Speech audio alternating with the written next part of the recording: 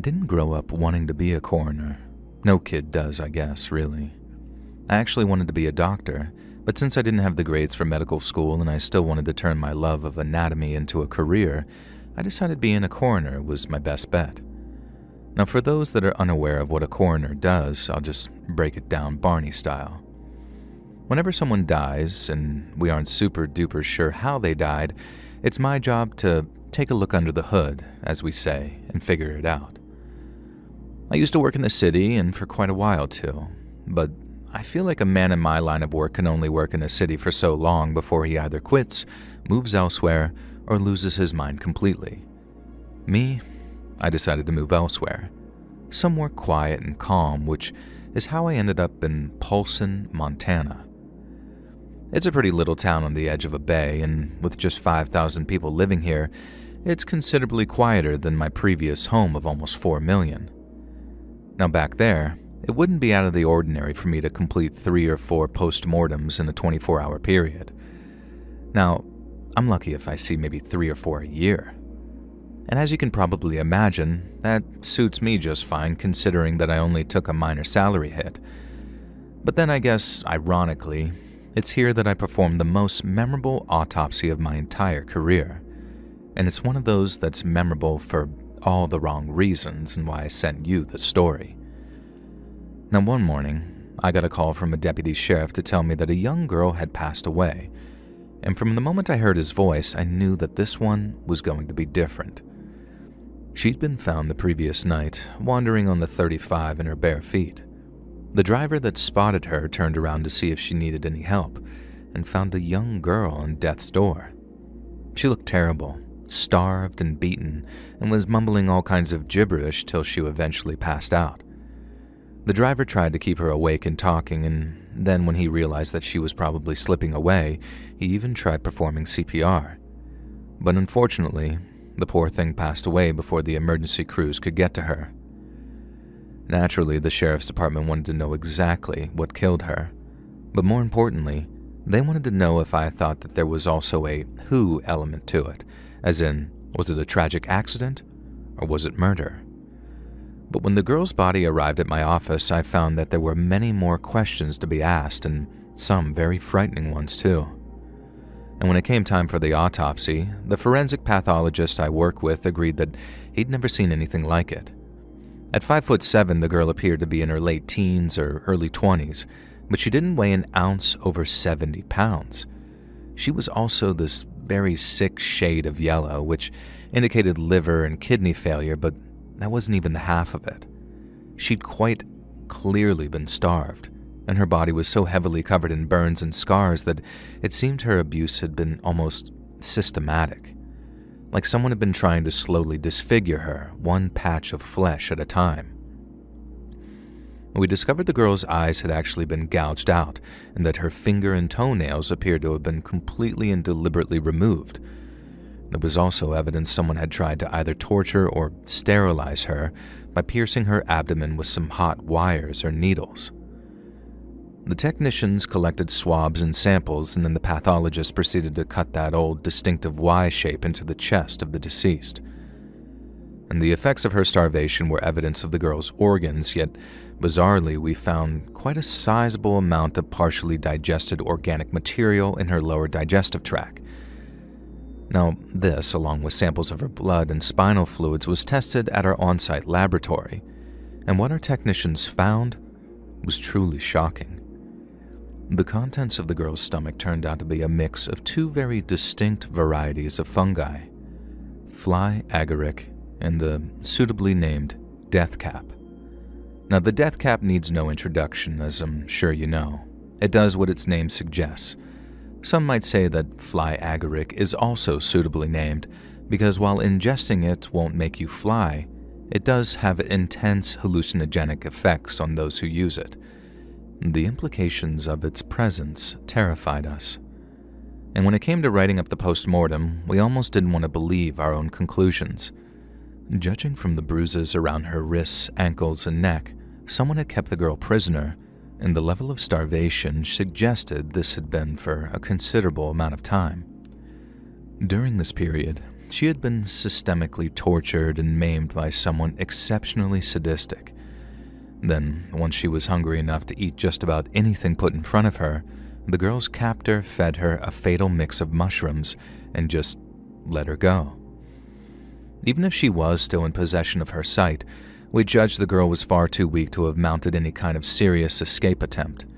So either something inconceivable occurred and she wandered free from captivity, or her captor deliberately set her free. She spent her final hours wandering through the woods in what must have been complete confusion and unimaginable agony. It was the single most horrifying postmortem I've ever had the displeasure of overseeing, but it raised the question, just who the hell was evil enough to inflict such an ordeal on an innocent young woman?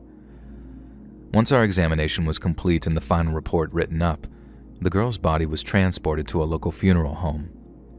Our official conclusion was that the girl had been murdered via poisoning, and there were comorbid factors of starvation and historical physical abuse. And this led to a murder investigation being opened, but sadly, it's one that's never been closed. I've overseen many postmortems in my time as a coroner, and there have been more memorable ones that I care to count. But not one of them haunts me, and I mean truly haunts me like that poor young woman who spent her final few hours on this earth blind, terrified, and wandering around alone in the middle of nowhere.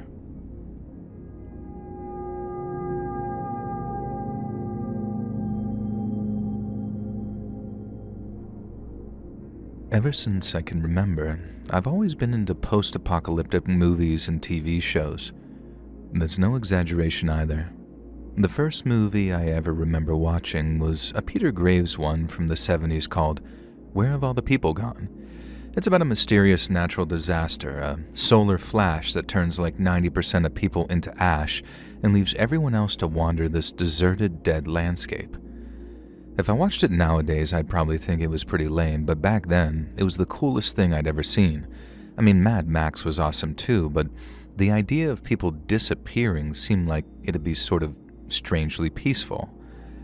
Now cut to about 15 years later, and I don't have to look far to understand my fascination with abandoned places. And throughout the summer of 1996, me and my buddy Stan started ticking off as many Texas ghost towns as we possibly could. We visited Mesquite over in Borden County, and then we hit up Best and Reagan and Langley over in Valverde. We'd walk around, take pictures, drink a few beers, and then drive back home once we were back under the limit again. And you might think once you've seen one abandoned town, you've seen them all, but that couldn't be any further from the truth. Each one has something unique to offer. It's just that sometimes that thing isn't always good. So after Langley, me and Stan started looking up other places to visit. It wasn't easy back then. We didn't have access to the internet to just look these things up. So when Stan found a place, he called me up, excited as hell, and told me all about a little place called Lobo. Apparently water was found in the area back in the mid-1800s, and it became a watering hole for pioneers heading west. A railroad depot was established a few years later under the designation Lobo because of all the wolves that roamed around the area, and that's how the town got its name. By the late 20s, the town had almost 30 permanent residents, but more than 100 railroad workers that were stationed around the depot too. There was a hotel, a general store, and a bunch of other businesses. And then came the earthquake. Well, 2 earthquakes, and then the wells ran dry. Stan said that, and he swore this was no word of a lie, a guy called William Christ bought the whole place in the 60s. He opened up a general store and a gas station in the hopes of reviving the place and offered discounted rents to anyone who'd come live there. But then, weirdly enough, there was a weird kind of crime wave around Lobo, and then a bunch of Bill Christ's businesses all burned down one night, and he abandoned the place. That was 1991, meaning by 1996 the place had been abandoned for 5 years. But unlike a lot of other places, almost every building in Lobo was still standing. In fact, I'd say it was the most complete abandoned town we'd ever visited, and the closest I'd ever been to recreating the stuff I saw in Where Have All the People Gone. As you can imagine, I was absolutely over the moon, and so was Stan. It was like we'd walked straight onto the set of some post-apocalyptic survival movie. But little did we know, it was about to become part horror movie too. Because after walking around for no more than a few minutes, me and Stan had heard a sudden scream. It might sound dumb, but at the time, I looked at him and asked if he'd set it up. Like he'd, I don't know, paid someone to stop by and scare the crap out of me by unleashing some blood-curdling scream. But I turned to him, and the look of fear on his face told me all I needed to know. Since we'd heard Lobo was popular with urbex enthusiasts, some people who also appreciate abandoned places, we figured some other group had run into trouble, some obviously painful trouble by the sounds of things. So we did what we'd want anyone else to do if that was us in that situation, which was run to help. We ran in the direction of the screams, then as we got closer, we heard the sound of someone else cursing. I don't know about Stan, but I thought it sounded like whoever he was with trying to calm him down. He'd fallen, broken his leg, and his buddies telling him to keep quiet so he can concentrate. But it wasn't that at all. Stan yelled out, "Hang on, we're coming," at which point the person screaming started yelling, "Please help me," and all sorts of stuff. And we heard the other voice again too, and right away, I realized that we might have misjudged the situation. Something didn't sound right about the way that he was talking, but I could barely hear him over the screams. So I also didn't stop running because both me and Stan were still under the impression someone needed help. Well, they did. There was just no way that we could save them because the people making him scream found me and Stan before we could find the person needing saving. We didn't see the guy, we just saw some 6-foot monster wearing gloves and a crowbar, and then another guy, smaller, yelling at the bigger guy to get us. Now we turned on our heels and then sprinted all the way back to the car with that huge guy on our tail.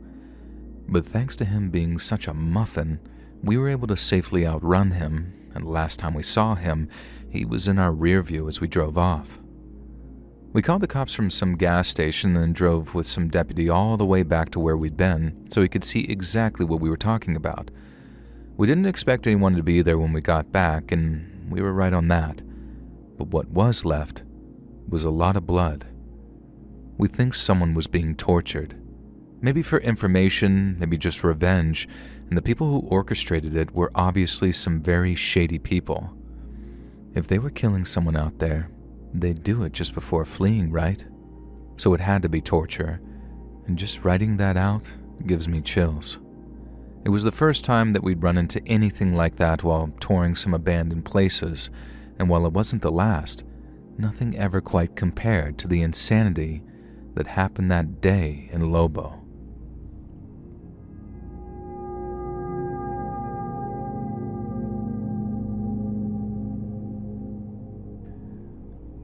You might find this a very unusual submission, but I think it's one that you and your viewers might enjoy, and while I prefer to remain anonymous, I can assure you that it's actually genuine. Now, without giving you my entire life story, I grew up in the United Kingdom, but my parents are Greek and Iranian. They met in London after emigrating, worked hard to make a life for themselves, and then had me. They pushed me to do well in school, consoled me when my attempts to become a footballer failed, and then were pleased as punch when I was accepted into Oxford University to study Greco-Persian history. Dad liked the idea of me staying in academia. Mom agreed, but thought that I should study medicine. Yet not long after I graduated, I got a letter from an institution known as the Government Communications Headquarters, who invited me to attend a job interview. Now, to the untrained ear, Government Communications HQ might sound rather boring, but let me assure you, it is not. That's because GCHQ is responsible for providing signals and intelligence to the government and armed forces of the United Kingdom. It was first established after the First World War, then during the Second, it worked on breaking German Enigma codes out of Bletchley Park in Buckinghamshire. Now, getting hired by them didn't make me some glorified IT guy. It made me, for all intents and purposes, a spy. And I later found out that I'd been headhunted by their recruitment team while I was at university, partially because of my academic and sporting performance, but mainly for my language skills. I spoke a little bit of Greek, but my mom's side of the family were very involved when I was a kid, so while I wasn't completely fluent in Farsi, I knew much more than most about Persian language and culture and could easily pass as Iranian. And this made me an ideal candidate to spy on the Islamic Republic. So for the first 18 months of my career, I trained for that. But then, on a sunny afternoon, UK time, in September of 2001, 19 hijackers changed the course of history, as you know. And after the towers fell, and W told New York how the world was about to hear them, my department's focus shifted from Iran to Afghanistan. But seeing as the two countries have very similar languages, in Dari and Farsi, it made me a highly rated asset, and one that was itching to be deployed. Now, less than 2 weeks after the attacks, I was sitting in a briefing room going over the details of the assignment that I'd been given. London to Cyprus, Cyprus to Turkmenistan, and then from there, I'd transformed myself from a British civil servant to an Iranian journalist before taking a taxi over the border into Afghanistan. Now, my destination was the ancient city of Herat, where I'd gather intelligence on Taliban morale and troop numbers prior to what was undoubtedly going to be an American-led invasion. While in Herat, I learned that many Taliban fighters had been sent to the mountains around 30 miles southeast of the city. There, they were digging in, stockpiling munitions, and preparing to resist coalition forces. So, that's where I went. I was advised to hire a guide to escort me through the wilderness and towards the mountains. I didn't want to get lost, but neither did I want to attract too much attention to myself. So I hitched a ride to a small village within 2 days' walk of the mountains, then did just that. Walked. Getting up into those mountains made for the toughest hike of my life. Then following one particularly grueling climb, I was relieved to see a gently sloping valley that led deeper into the mountains. It was beautiful in its way, like a little slice of Shangri-La. But as I looked around, I suddenly spotted 2 men standing on a ridge some distance behind me. They were little more than specks all the way up there, but I could tell that they were watching me, and I remember thinking to myself, I'd be in a terrible spot of bother if one of those chaps had a rifle. As I walked further and further away from them, and the valley stayed nice and quiet, I started to relax. I started thinking that they were just 2 curious shepherds. But no sooner had that thought entered my head, the first bullet struck the rocks about 50 meters away from me. It was terrifying, impossible to put words into in a way, and I've never felt anything like it. There was nothing ahead of me but open ground, so all I could do was run as fast as I could and hope the gunman was just some goon with an AK and not an expert marksman, because if he was, I was dead. And the first bullet landed about 50 meters away in a spray of dust and gravel, but when the second hit, it was even closer. It landed no more than 20 meters ahead of me after whizzing over my head. And the next was closer still, landing just within arm's reach. But by then, I had made it to a grouping of large rocks that I could bound between to put something solid between me and those bullets. And eventually I was faced with a stretch of open ground leading up to a gentle ridge, and I waited to see if another shot came, and then when I was met with only silence, I ran for the ridge, praying the gunman had given up and wasn't just reloading. But no more bullets were fired. It was a relief to be on the other side of the ridge, knowing I was totally out of sight, but I knew that I still wasn't safe. The gunman and his pal could be pursuing me, or there could be additional assailants waiting ahead. And with no choice, I pushed on as fast as I could until I suddenly spotted a plume of smoke rising in the distance. It wasn't until I got much closer that I realized that it was a tea house, and that was another huge relief, because with the sun beginning to set, it was an ideal place to bed down for the night. Most Afghan tea houses serve tea and simple meals, but many feature side rooms or second floors that function as guest houses. Guests are packed into one large room with nothing but a mat to sleep on, so it's not exactly the Ritz, but they serve as a wholesome shelter for travelers during the longer, colder nights and when the passes are blocked by winter snows. I drew some stairs after making my way inside, but after the owner rather loudly asked where I was from, my cover story seemed to lessen the tension. There was a clear interest in me, but I was left to eat and drink in peace. After a few hours of nursing cups of tea and talking with fellow travelers, I approached the tea house's owner regarding accommodation for the night. I was directed to a back room where, just as I expected, several other men sat on their sleeping mats which were placed around the room.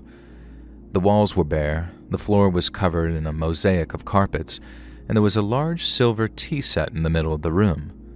But what really grabbed my attention was the Kalashnikov that sat in one man's lap. Some of the men seemed to recognize me from the tea house's main room and greeted me before telling the others who I was, or rather, who I wasn't. I ran with my cover and began asking their thoughts on Al-Qaeda, the United States, Osama bin Laden, while writing notes in Farsi shorthand on a notepad. They bought my story wholesale, and in line with Afghan hospitality customs, they promised to do their utmost to look after me during my stay. But then, after one of them asked me how my stay in Afghanistan had been, I couldn't help but mention the unfortunate shooting incident which had occurred earlier that day. Some of the men tutted and shook their heads, muttering "Badmashi," which means like criminals or gangsters. But as I described how the distant shots had come out of nowhere and I'd rushed forward into cover, I noticed the man with the gun shared a very sheepish look with another man sitting next to him. The Afghans pride themselves on being good hosts, so I initially confused the look with one of embarrassment. But when I finished my story, you can imagine my shock when the man with the rifle basically said, "Sorry, that was me." He did it in a very long-winded, very Afghan way, with a "I shot at someone today, but it couldn't have been you," becoming "It might have been you," and ending with "It was probably you, and I'm sorry." And to understand how surreal this was for me, you have to understand the manner in which this man was apologizing to me. If I almost killed a man, if I almost orphaned his children and widowed his wife, I'd beg his forgiveness. Not just because he could quite easily have me imprisoned, but because I'd have robbed him of his most precious possession, his life. But that is a very Western mindset, because there are places in the world where human life is not nearly so highly valuable. And so when I say that the man apologized to me in a way that you might do after bumping someone's trolley in a supermarket, I say it sincerely. To him, his shots didn't hit me because God didn't let them. If I was favored by God, then I must be all right. But why shoot at me in the first place? And when I asked the man, he said that it was for two reasons. The first being that I was quite obviously a foreigner. This utterly confounded me, as I'd spent months preparing and was kitted out in authentic and well-worn Afghan attire. Yet according to the gunman, he knew that I wasn't Afghan because, and these are his words, I didn't walk like it. And then since there was a good chance that I was some kind of American infiltrator, not far off, boys, the gunman decided that there was no harm in shooting at me. He says this to his companion, but his companion laughs and then says something to the effect of, "You'll never hit him at his distance, you're a terrible shot," to which he replies, "Oh yeah? Watch me." It was a bet. I was nearly shot and potentially killed over little more than a bet. The perpetrators were deeply apologetic and claimed that they'd never have shot me if they'd known that I was an Iranian Muslim, but it was still a very strange and very bitter pill to swallow that I'd nearly been killed to prevent a man losing face. And it was also a reminder that if they found out who I really was, I'd be in a hell of a lot of trouble. So instead of showing what I really felt, which was a mix of terror and relief, I acted calm as you like and told them God obviously had a plan for me. And both men were very pleased by my veneer of fatalism. But it was just that, a cover, as deep down I was more frightened than I'd ever been in my entire life. Yet thanks to my training, I'd learned not to show it. The group and I talked until the wee small hours of the morning, and I made notes on anything and everything pertinent. The two men even offered to walk me further up the mountains so I could reach Taliban positions in safety, but I departed before the call to dawn prayers while everyone was still asleep. I reached the Taliban positions, conducted a few interviews with their lieutenants and commanders, and all without having my cover even close to being blown. And then just a few weeks later, American B-52s were dropping bombs on them, all based on my intelligence reports. and I sometimes think about that tea house and I hope it survived the American bombing. One day, God willing, I can go back there and be a traveler under some very different circumstances.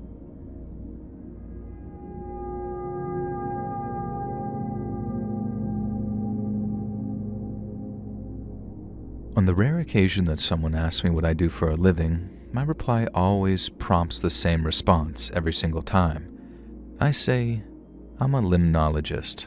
Then they say, what the heck is that? So, in as few words as possible, I'm a scientist, and I study freshwater, meaning anything from lakes to ponds to reservoirs, and my job is to understand how they work as ecosystems. I'll measure how deep they are, I'll check their chemical composition, as well as taking notes of what lives in them, and if applicable, how it all changes with the seasons. I guess I'm a nerd for water, but I love my job for another reason, and that's all the field work I get to do. I've always been happier outdoors than indoors, so the fieldwork side of things was a big appeal when it came time to apply for jobs. I'm a regular visitor to national parks, but sometimes my work takes me out to some very remote places that are far from the beaten track. I'm talking lakes tucked away behind miles of logging roads, or ponds that are so deep in the backcountry that there's no cell service or gas station for miles and miles around. Now, once I arrive at my site, I'll haul my equipment from my truck, the depth sounders, water samplers, and oxygen probes, and then I'll take measurements of temperature and oxygen at different depths to build what we call a profile. It can be pretty lonely work, and obviously that has its own set of downsides.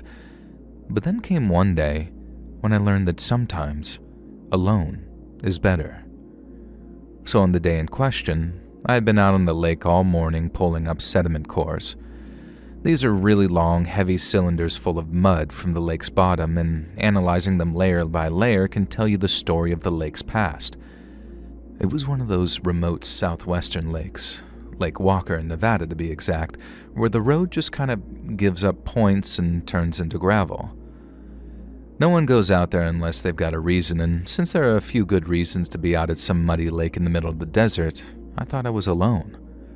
And by the time I got the last course sealed and logged, my arms felt like they were just about ready to fall off, and with the sun starting to dip behind the tree line, it signaled the end of my day's work. I sort of trudged back up the path to where I'd parked the truck. In it was my old field rig loaded with gear, data sheets, and a cooler full of samples.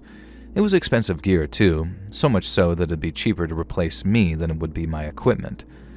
And so you can imagine my horror when I finally spotted my truck and saw that the driver's side window had been smashed in.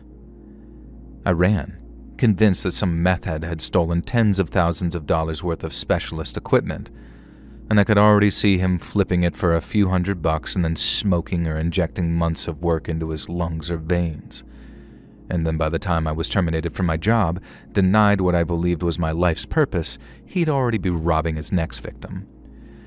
I was catastrophizing, I suppose, these hypotheticals, panic-stricken at the idea of all that work amounting to nothing. But while I found a heck of a lot of glass all over the seats, there was nothing missing. In fact, rather than steal from me, whoever broke my window had only added things, not taken them away. Because underneath the windshield wiper, pinned in place by the plastic, was a torn scrap of cardboard on which was written, "We left you a gift." And by all estimates, my window had been broken by the fist-sized rock which now lay on the passenger's seat, and looking at it, I figured that was my gift. I distinctly remember being terrified that someone was about to step out of the nearby tree line, someone who'd been watching and waiting to give me more of their gifts. But thankfully there was no one. And then after sweeping all the broken glass from off my seat, I started on the long drive back to the dirt road that'd take me toward the highway. By the time I was moving again, I'd calmed down a little, but by then I was also just mad. I mean, who the hell sees a stranger's truck parked in the middle of nowhere and their first thought is, I'm gonna smash it? I figured it was probably just some dumb teenagers, bodies of men, the minds of children, with mile-wide cruel streaks to boot. And then as I considered the probability of the cops being able to catch them, I felt something moving against my leg. I thought maybe a fly might have gotten into the truck, so I sort of just jerked my leg a little to get it off of me. But the feeling didn't stop, and I realized that whatever it was way bigger than any fly. I then remember taking my eyes off the road and looking down at my leg, and that's when I saw what was crawling up it, and my heart nearly stopped in my chest. It was a bark scorpion, one of the most venomous in all of North America. That was my gift, not the rock, and despite my education and IQ, I hadn't realized until it was way too late. Every instinct told me to slam on the brakes and jump out, and try to bat it off my leg, but I was doing 60 down some winding road with one with no shoulder to speak of.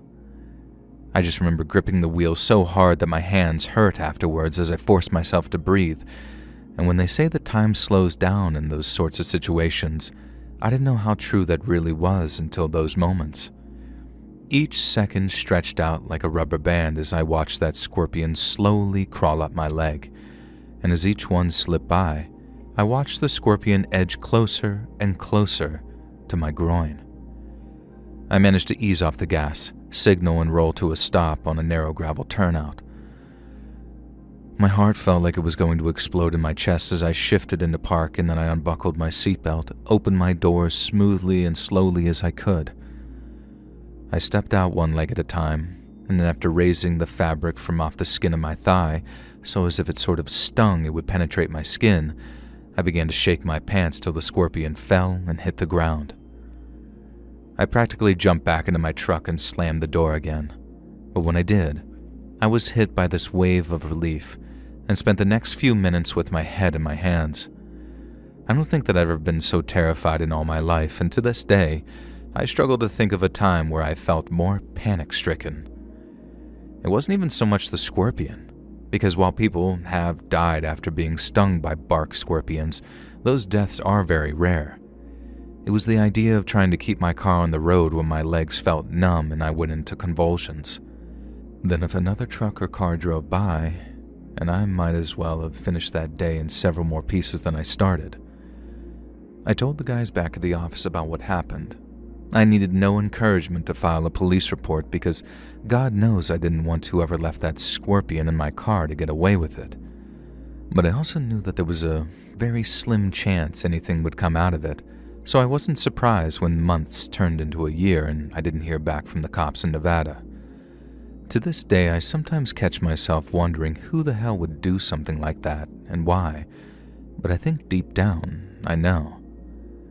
My grandpa used to say some folks were born with the devil in them, and while I have a more scientific explanation, it doesn't make it any less digestible. Some people are just bad, and there's nothing anyone can do about it.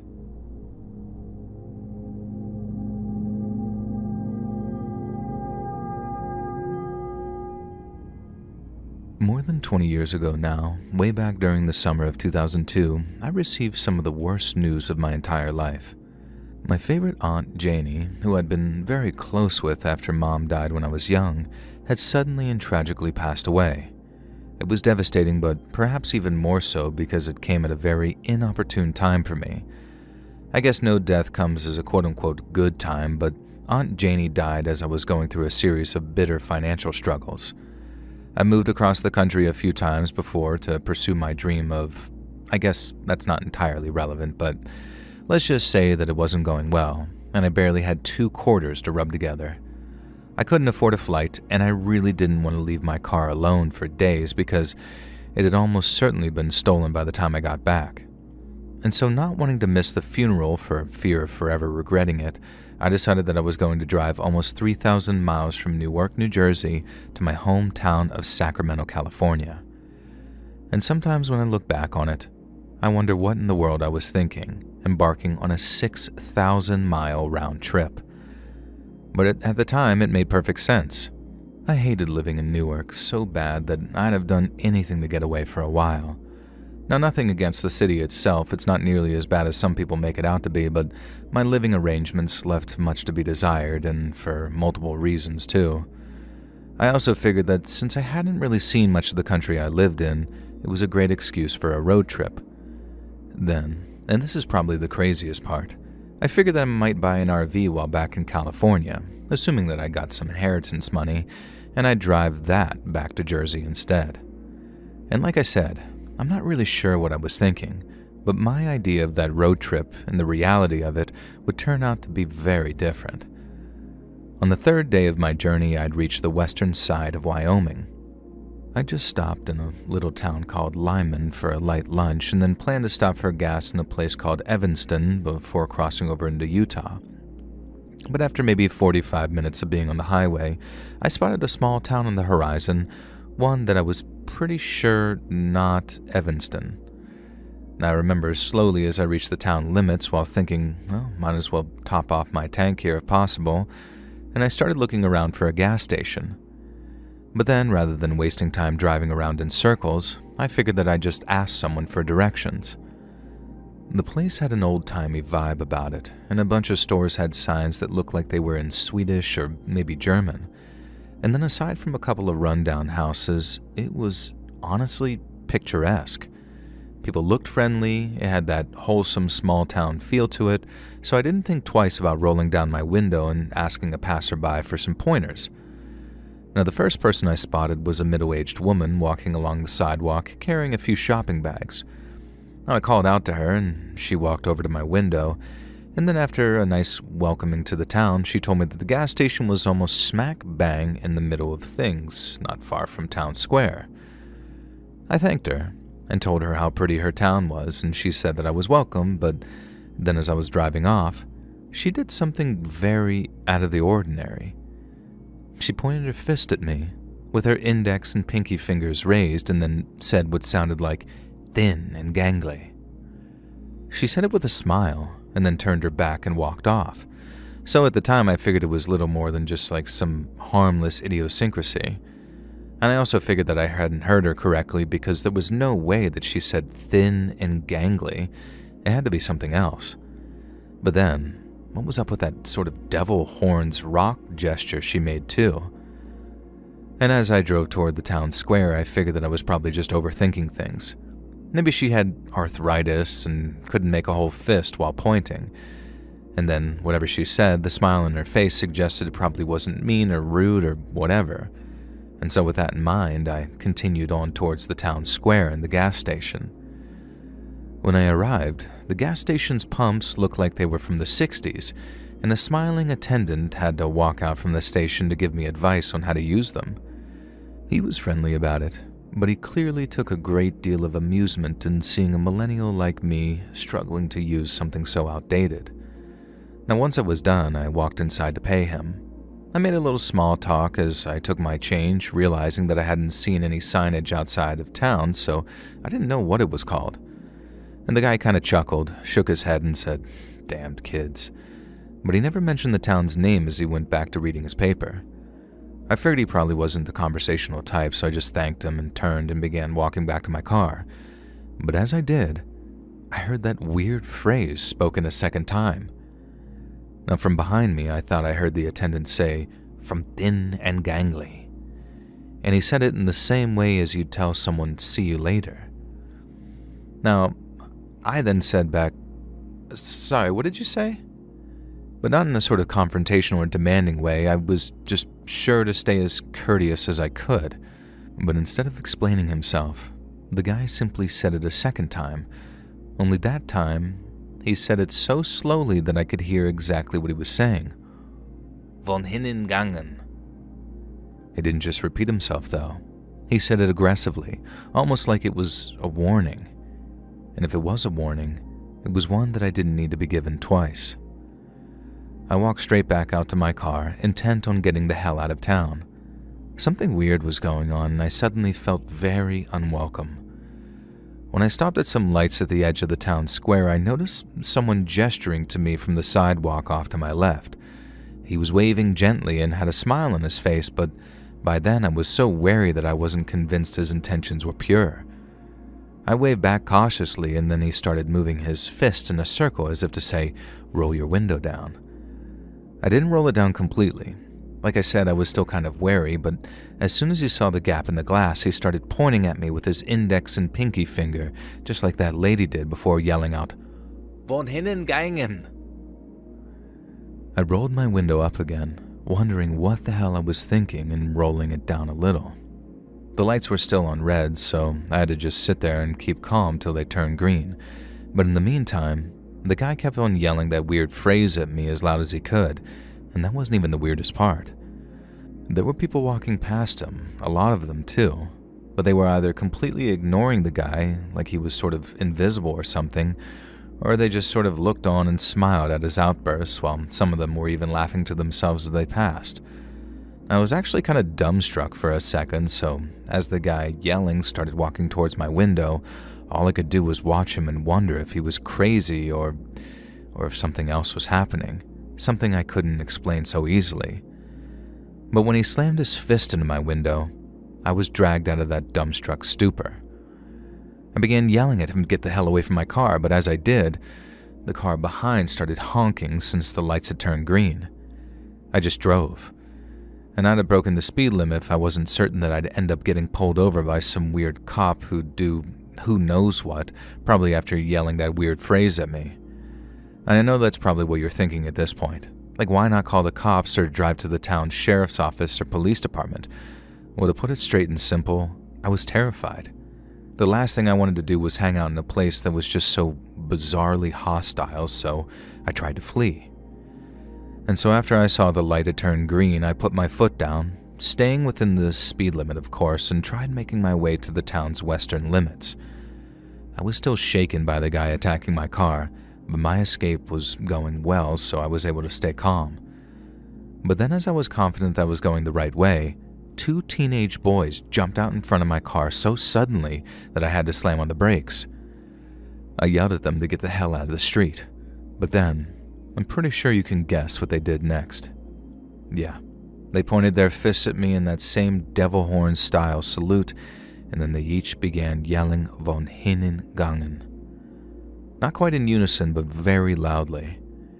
I remember screaming in frustration as I backed up and tried to drive around them, but then they moved aside and blocked me again. I yelled at them for a second time to move out of the way, but they just kept on yelling those damned words at me with these big crap-eating grins on their faces. I knew I'd have to turn around and find another way out of town. I just couldn't run those boys over either. I wanted to, don't get me wrong, but you see my point. But then as I looked behind me to check if the street was clear, I saw a third boy running at my driver's side window, and he's carrying this big old stick in his hands. I knew what he was about to do with it, so I did my best to speed up my attempts to turn around. But I was too slow, and he was too quick. But he wasn't just quick. That kid was strong too, because when he sent that stick smashing into my window, it caused the glass to actually crack in a spiderweb pattern. Now I screamed, and the boys laughed, and then honestly I didn't try to run them over, but they were forced to duck out of the way as I put my car into drive and put my foot down again. They didn't just quit it either. They chased my car, running as fast as they could until I reached the town limits, and I kept looking up into my rear view, watching them run right down the middle of the street. A couple of grown-ups were walking around, but they didn't seem to pay any attention at all to those boys as they ran screaming behind my car. I distinctly remember yelling, "What the F is wrong with this town?" as I finally hit the open highway, trying desperately to stop from breaking down completely. And I think I lasted about 5 or 6 miles tops before I pulled over to the side of the road and burst into tears. It took a while before I was calm enough to drive again, but then I got back on the highway and I realized that I wasn't where I thought I was. It took a while to actually orientate myself, but when I did, I managed to get back on the road to Evanston. When I arrived about an hour later, I stopped and checked a map to see where the sheriff or police department was. I didn't want to ask any more strangers, I didn't want to risk it. I drove to the police department, and then after arranging to talk with an officer, he led me to some kind of interview room where I told him the whole story. I actually tried to omit the little detail about them shouting weird phrases at me because I knew that would just make me sound crazy. But even so, the way I described the town and the way its people acted towards me, it had the officer raising his eyebrows on more than one occasion. When I was done, and I was practically begging him to do something, he asked if I was okay to wait for a while because he needed to go talk to the chief. I got ready to wait for a while, because stuff like that nearly always takes an annoyingly long amount of time, at least in my experience. But then no more than 5 minutes went by before the chief appeared in the department's waiting area and asked if he could speak with me.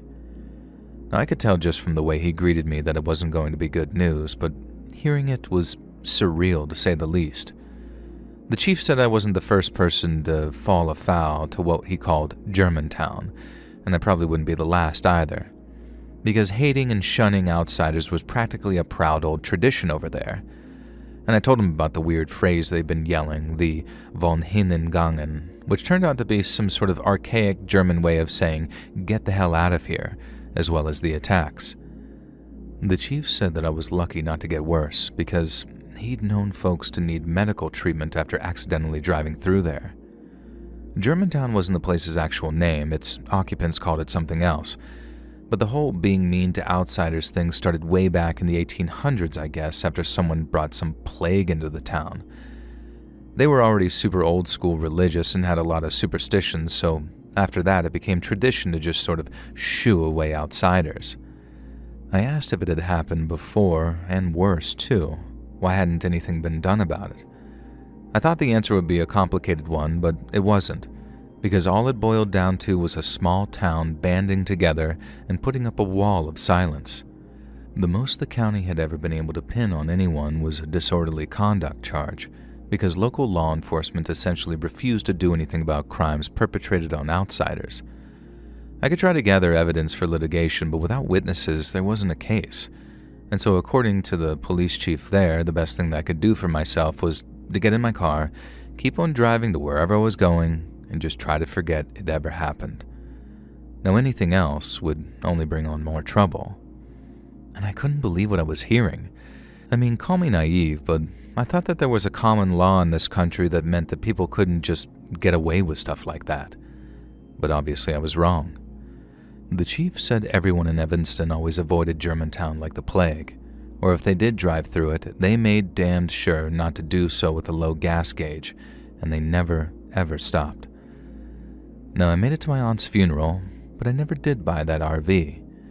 I ended up flying back to Newark, grabbing my things, and then flying back to Sacramento to live with my dad. There's a whole other story to that, but let's just say that what I experienced in Germantown had me reassessing what was important in life. We kind of normalize cities as being dangerous places, or just accept certain neighborhoods or streets being tantamount to a sort of no-go zone. And I guess I didn't realize that that same thing applies to small towns, in the middle of nowhere, too. Hey friends, thanks for listening. Click that notification bell to be alerted of all future narrations. I release new videos every Monday and Thursday at 9 p.m. Eastern Time, and there are super fun live streams on Sundays and Wednesday nights.